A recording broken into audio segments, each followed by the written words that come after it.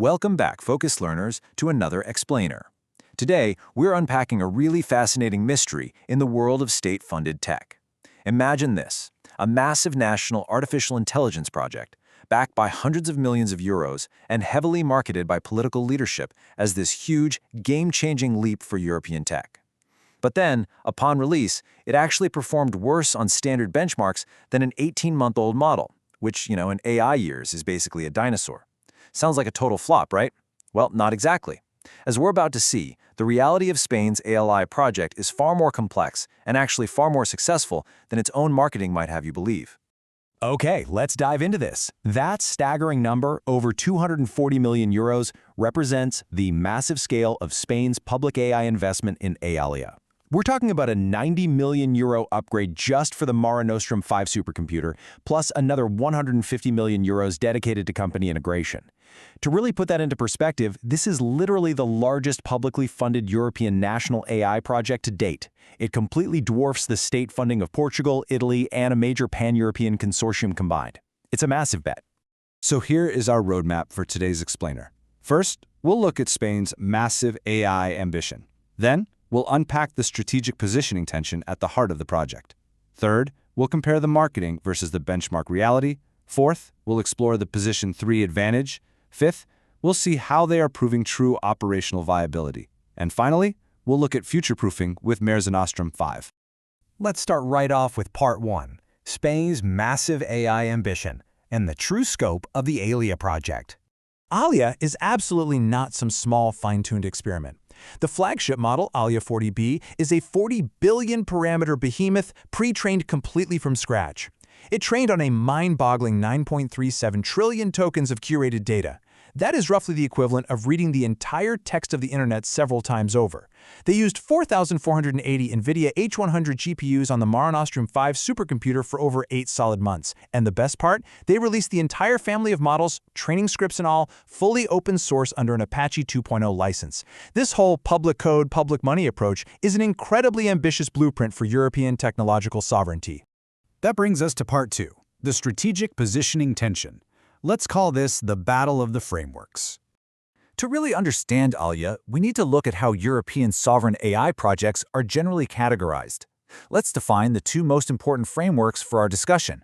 Position 1 is all about building a global, commercial frontier model. Think of models that are trying to go toe-to-toe with the absolute best from OpenAI, Anthropic, or Meta. Position 3, though, is a completely different ballgame.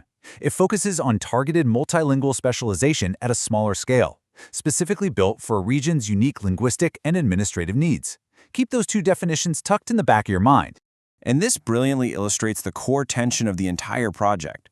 The public relations machine, driven by these big political launch events, marketed Alia heavily as a Position 1 global competitor. They were calling it Europe's most advanced public model, heavily implying it was a global frontier-class achievement. But if you actually look at the project structural architecture, it completely screams Position 3. It's a highly specialized tool built for specific regional utility, not for global dominance. Which leads us to Part 3, marketing versus benchmark reality. Let's uncover that data gap. So what exactly happens when a specialized regional tool is marketed as a global frontier model? Well, reality hits. If we compare Alia 40B directly to Meta's Llama 2 on the standard natural language inference English benchmark, it's pretty sobering. Alia scored 51.77%, which significantly lags behind Llama 2's 66%. Even with over 240 million euros and 8 months of supercomputing power, Alia fell short of a model that came out a year and a half earlier. It absolutely confirms a structural capability gap when state-funded models try to compete globally against the massive private infrastructure of big tech. And honestly, the training data composition reveals a massive contradiction. For a Spanish sovereign model designed to champion the local language, English actually dominates the training corpus at over 39%. Spanish makes up just 16%. Why?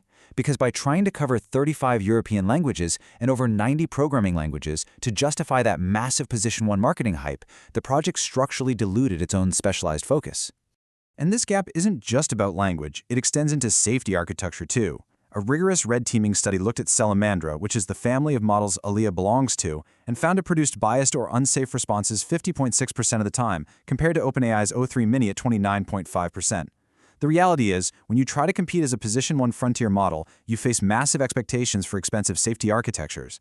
A public project simply cannot continuously fund that at the same scale as private tech giants. Let's move to Part 4, the Position 3 advantage. This is where the successful pivot happens. Now, right about now, you might be thinking Alia is a total bust. But actually, scratch that. It's not a failure at all. It was just totally miscategorized by its own marketing. So the crucial point is captured perfectly right here by the technical leadership Josep M. Martorell. He explicitly states that the goal is not to be the best performing LLM in the world, but the most widely adopted in the Spanish-speaking world. This is the ultimate aha moment. It perfectly bridges the myth of global dominance with the honest, highly valuable reality of what the project is actually meant to do. The moment we reframe Alia as a Position 3 model, its specific architectural choices suddenly make total sense. The team did a 2x oversampling of Spain's co-official languages, Catalan, Basque, and Galician. They are structurally targeting a massive linguistic ecosystem of over 500 million native speakers globally. Plus, it comes with transparency validated by the Spanish AI agency, aligning perfectly with the strict EU AI Act, all while being fully open source. Think about it. Why fight tooth and nail for a tiny 1% improvement on English benchmarks when you can absolutely own a targeted ecosystem of 500 million native speakers? That is a regional mastery strategy that global frontier models simply aren't prioritizing. Moving on to Part 5, proving true operational viability through real-world applications. Theoretical positioning is great, but does it actually work in the real world? Tangible public sector victories are showing us that yes, it absolutely does. Alia is already being deployed as an internal chatbot for the Spanish tax agency to streamline citizen services. It's also being used in primary care medicine for advanced data analysis, directly facilitating heart failure diagnosis. These highly sensitive, specific public administration pilots definitively prove the model's operational viability. They represent a captive demand, a guaranteed, highly regulated user base that commercial frontier models just can't easily access.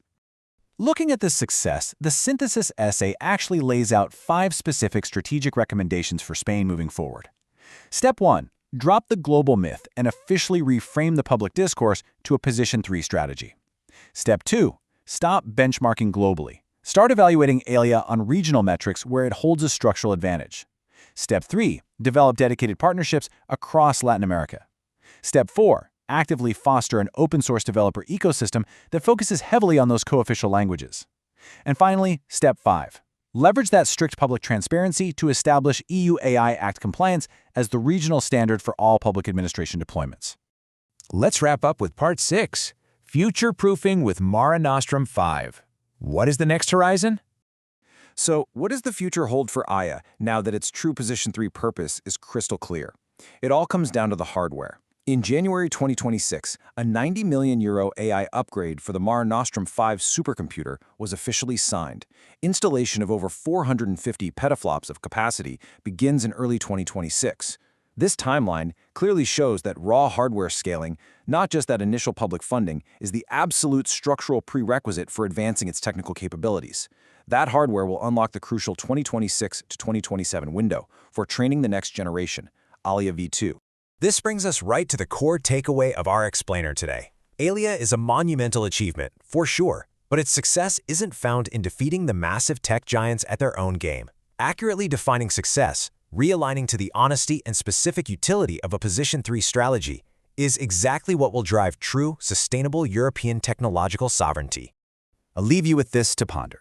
In the incredibly rapid race for AI advancement, does true technological sovereignty actually require state-funded projects to let go of the ego of global frontier myths so they can fully embrace and master an honest regional dominance? It's a really complex reality, but it's an absolutely vital one to understand. Thank you so much for focusing in with me today. Keep asking the right questions, and I'll see you in the next explainer.